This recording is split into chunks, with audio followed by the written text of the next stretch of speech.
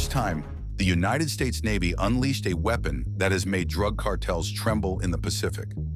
Hidden for years under top-secret programs, the laser system Helios strikes faster than any missile and costs mere dollars per shot. Could this technology finally turn the tide against billion-dollar smuggling networks? And what shocking footage reveals the true power of lasers at sea?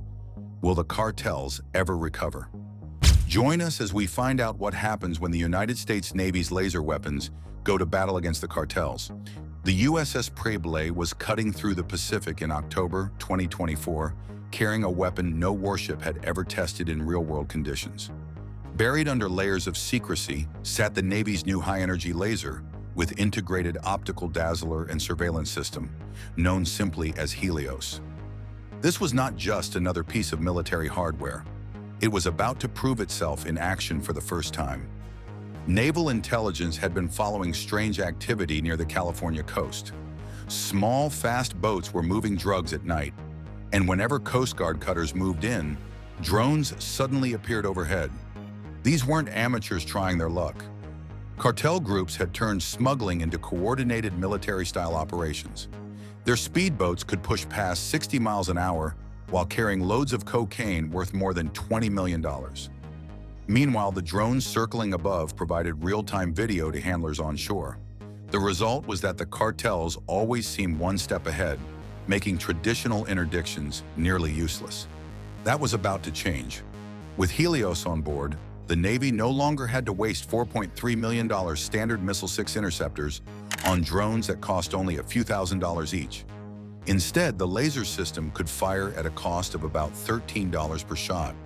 The weapon drew 120 kilowatts directly from the ship's own electrical system, removing the need to carry ammunition or resupply mid-mission. The way it works is both simple and extraordinary. Fiber optic cables generate separate beams of light that are combined into one powerful stream.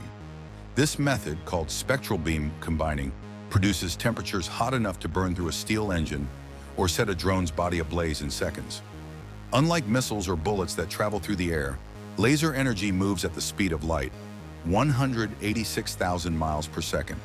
Against cartel speedboats, this meant instant results. Many of the engines contained aluminum parts that vaporized under the heat. Crews often abandoned ship the moment they saw smoke rising from the stern. The drugs, however, stayed on board, making it easier for authorities to recover the evidence and cripple billion-dollar trafficking routes. The system tracks its targets through a mix of thermal sensors and radar. Unlike conventional weapons, it never runs out of ammunition. That made it particularly effective against the drone swarms the cartels had started using to overwhelm border patrols. What once required multiple ships and costly interceptors could now be handled in seconds by a single vessel equipped with Helios. There were limits, however. The weather along the Gulf Coast sometimes made things tricky. Heavy moisture in the air could scatter the beam, forcing operators to adjust power or wait for conditions to improve. Smugglers were quick to adapt, timing large-scale runs to coincide with storm seasons when laser weapons were less reliable. Even with these challenges, the Navy is already looking ahead. Plans are in motion to expand Helios to 300 kilowatts for use on future DDGX destroyers and next-generation frigates. Right now, only larger ships with advanced power systems can support the huge energy and cooling requirements. Smaller patrol boats, which would benefit greatly, simply don't have the infrastructure to carry the system yet. Helios is also linked to the Aegis combat system, giving ships layered defenses against both air and surface threats. Its optical dazzler offers another option. Instead of destroying a target, it can blind cameras and sensors. That allows intelligence officers to capture cartel data without losing the chance to analyze it. Military leaders see directed energy weapons like Helios as the next step in naval warfare.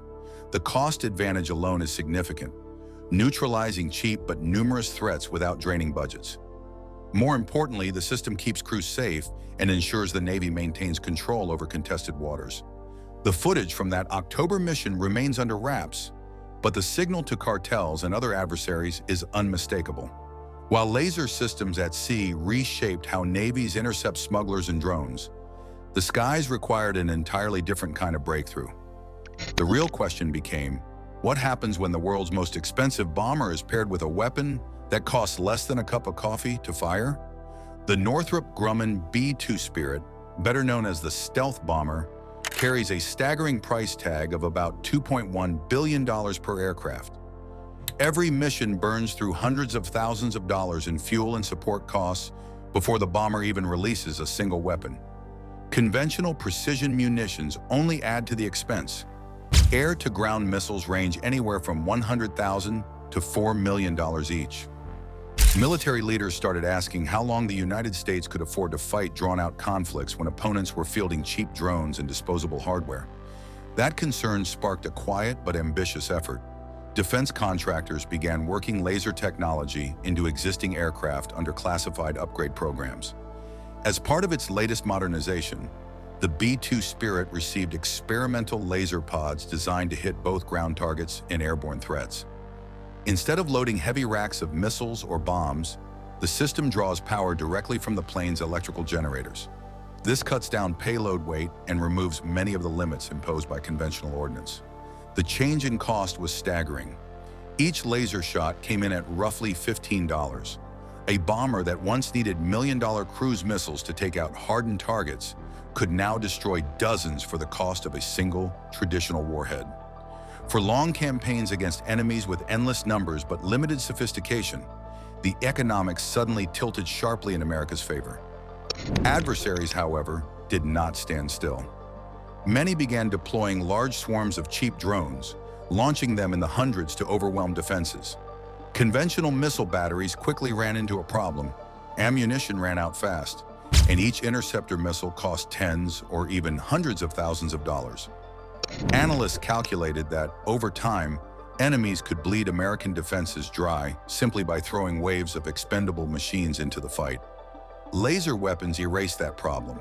Because they rely only on power from the aircraft, they can fire continuously without running out of ammunition. As long as the generators keep producing electricity, the beam can keep firing.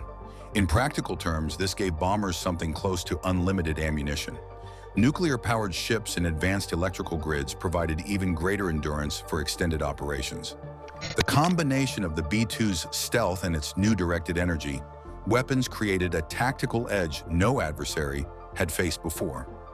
Radar operators might detect the bright streak of a missile launch, but laser strikes left almost no trace, only a brief flash of heat when the target was hit. That meant bombers could destroy multiple threats without giving away their position to nearby defenses. There were limits, of course. Lasers are still shaped by the environment. Dust, moisture, and rain scatter the energy beam and reduce its reach. Mission planners now include detailed weather forecasts in their operational checklists. On clear nights with dry air, the system is at its most lethal. This shift has already begun to influence how money is spent. Budgets that once poured into producing mountains of ammunition are being redirected into developing higher output lasers and more powerful generators to sustain them. The focus is moving from stockpiling shells and missiles to investing in renewable energy systems that can keep weapons firing as long as the plane remains airborne. Bomber crews are also being retrained. Unlike traditional bombs, lasers don't explode on impact. They require steady, precise contact with a target for several seconds. Pilots now practice flying patterns that hold beams on moving objects, while operators train on power management to make sure the weapons never drain the system during intense engagements. The shift represents more than just new technology. Strategists see it as a change in how wars will be fought and financed. Victory in modern conflict depends not only on advanced weapons, but also on the ability to fight for months or years without exhausting resources. With the B-2 Spirit now carrying directed energy systems, the United States military has shown that it is preparing for that future, one where cost-effective firepower and technological superiority go hand in hand. In the Red Sea, Iranian-backed forces discovered a profitable new market when Mexican cartels offered cryptocurrency in exchange for modern weapons. The Houthis, already armed with drones, guided munitions, and electronic warfare systems, found eager buyers in organizations flush with cash from fentanyl sales. With billions generated annually through drug trafficking, cartels could afford battlefield-proven equipment that American law enforcement had never faced at home. The trade was managed through encrypted networks overseen by Iranian Revolutionary Guard officers in Yemen. Cartels supplied chemical precursors for explosives, while in return they received completed drones, radar jammers, and even anti-ship missiles. These deals bypassed black market arms dealers and avoided international sanctions designed to stop dangerous weapons from spreading to non-state actors. By early 2024, Houthis were attacking United States Navy destroyers in the Red Sea with kamikaze drones and cruise missiles. Within months, similar systems surfaced along the Texas border. Border Patrol agents began to encounter drone swarms flying in formation, copying the same tactics seen overseas against commercial shipping. What had once been fast boat smuggling runs evolved into militarized campaigns. Cartels now fielded drones with thermal cameras for surveillance, jammers to cut police radios, and even explosive-laden suicide drones used against rivals. This level of sophistication posed a crisis that ordinary policing could not contain. Iranian advisors deepened the threat by training cartel fighters directly. In camps hidden across Mexico and Central America, former Houthi drone operators taught everything from electronic warfare to coordinated strike tactics. These programs produced a new generation of cartel technicians who could build, maintain, and deploy weapons that rivaled those used in war zones. The network came to light when United States intelligence traced cryptocurrency movements, linking cartel accounts to Middle Eastern operators. Investigators matched payment schedules to known Houthi weapons purchases, proving that American drug demand was indirectly funding militants engaged in live combat with United States forces abroad. Soon, American police and border units began reporting weapons they had never seen outside of combat zones, night vision devices built for the battlefield, encrypted satellite communications, and armor-piercing ammunition. Local shootouts started to resemble clashes in foreign war zones, with gangs wielding tools meant to fight national militaries. Financial assessments confirmed the core problem. Cartels now commanded revenues greater than the defense budgets of many nations. With money on that scale, they could buy nearly any weapon on the global market. This economic power meant that criminal organizations inside the United States borders had the resources of a hostile state, turning a law enforcement challenge into a national security emergency. While Iranian weapons continued moving south through established channels, Mexican cartels were busy building something that caught intelligence agencies completely off guard. The pressing question became, what happens when criminal organizations begin producing military hardware faster than governments can track it? Using just the profits from a single fentanyl shipment valued at around $200 million, cartels set up underground aerospace manufacturing sites. These weren't makeshift workshops or hobbyist drone operations. They were full-scale facilities staffed with engineers who had once worked for legitimate defense contractors. Production lines inside disguised warehouses and abandoned mines were turning out as many as 50 advanced unmanned aerial vehicles every month, hidden from satellite detection by carefully built hangars and underground infrastructure. The Sinaloa cartel also managed to purchase 12 Turkish-made Bayraktar TB2 drones, aircraft already proven on battlefields in Ukraine and Syria. Instead of mounting explosives, cartel technicians reconfigured the payload bays to carry up to 500 pounds of compressed fentanyl. A single flight could deliver enough narcotics to saturate the East Coast drug market for half a year. The cartel's surveillance capacity transformed almost overnight. Persistent drone patrols equipped with thermal sensors and secure communication links provided constant updates on Border Patrol movements, high-altitude balloon locations, and law enforcement patrol patterns. Coordinated formations used artificial intelligence software originally designed for military swarm tactics, giving cartels real-time command over wide stretches of the border. Materials science also became part of their playbook. Factories began producing airframes out of carbon fiber and other advanced composites, giving drones more speed and endurance compared to aluminum-bodied aircraft. Many suppliers who sold the raw materials assumed they were dealing with ordinary commercial buyers and never questioned the unusual order volumes. Quality standards inside these underground factories rivaled those found in legitimate aerospace production lines. Cartel ingenuity extended into the seas as well. Narco submarines, once crude vessels for smuggling, evolved into autonomous carriers able to launch aerial drones while submerged. This created layered surveillance networks that existing interdiction methods could not detect, much less disrupt. Each submarine carried as many as 20 small drones, each with the endurance to remain airborne for more than 8 hours. Electronic warfare soon entered the picture. During clashes with rivals and law enforcement, cartels began deploying jammers and radar spoofing equipment. These systems disrupted police communications and even interfered with civilian aviation networks during smuggling runs. Much of the hardware and training came directly from Iranian sources, with instructors operating from bases in Central America. Autonomy made the threat even more dangerous. New targeting systems allowed drones to identify and pursue vehicles or people without any human operator in control. Facial recognition programs and vehicle matching algorithms enabled aircraft to track targets across state lines for days at a time. Police suddenly faced flying weapons that behaved more like hunter-killer machines than surveillance tools. By the early 2010s, the global drone market was worth an estimated $42 billion, and cartels were a part of it.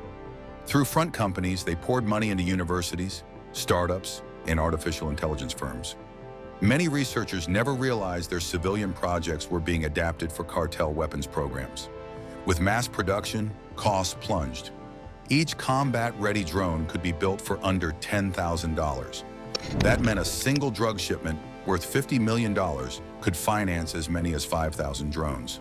This direct link between narcotics profits and weapons development created exponential growth in cartel military strength. For the United States military, few options remained. Conventional airstrikes against these hidden factories risked heavy civilian casualties in densely populated areas. Strategic bombers armed with precision lasers emerged as the only realistic counter.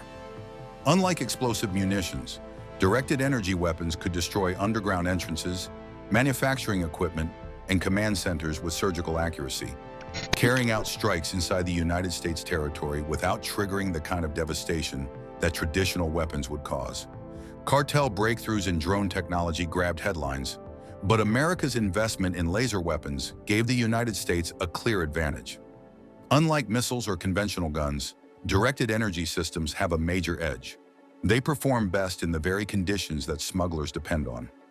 In many ways, nature itself has become an ally for the United States' defense. Could the very skies the cartels rely on actually be working against them? By 2023, military planners had figured out how to use weather and air conditions to know when lasers would work best. Some people pointed out possible limits, but in fact, these conditions usually gave the United States an advantage over the cartels. Clear skies, low humidity, and stable temperatures, the most common conditions along key border areas, allow lasers to strike targets with pinpoint accuracy, almost instantly. The deserts of Arizona and New Mexico tell a similar story. Cartels counted on heat to shield their drones, but the clear desert air helps lasers travel unimpeded. With minimal moisture or clouds, targets can be disabled long before they cross into United States territory. In this setting, dry landscapes became a natural ally for defense forces. Altitude works similarly. The higher a drone flies, the thinner the air becomes, meaning there's less to block or scatter the laser beam. This allows military lasers to stay tightly focused, deliver more energy to their target, and hit with devastating precision. Ironically, cartel drones trying to escape by flying higher only made them more visible to United States sensors, making it easier for operators to track, target, and disable them. The weather could pose a challenge. Fog, dust, heavy storms, or sudden rain showers can scatter light and slightly reduce a laser's effectiveness. Yet the United States systems are built to handle these obstacles. Satellites and radar provide real-time tracking, while conventional interceptors back up the lasers when nature tries to interfere. On most days, clear skies, dry air, and stable temperatures give American defenses a natural advantage. By the end of the day, the cartel's massive investments in drones rarely paid off. Instead of shielding them, the atmosphere often magnified the effectiveness of the United States' lasers. Sunlight, desert air, and thin, high-altitude conditions became silent allies, turning the sky into a vast, invisible extension of America's shield, a force the cartels could neither hide from nor fight. The cartels thought their drones and smuggling tricks gave them an advantage, but the United States Navy's laser weapon changed that. Quiet, accurate, and powerful, it turns the skies the cartels counted on into a place they can't control.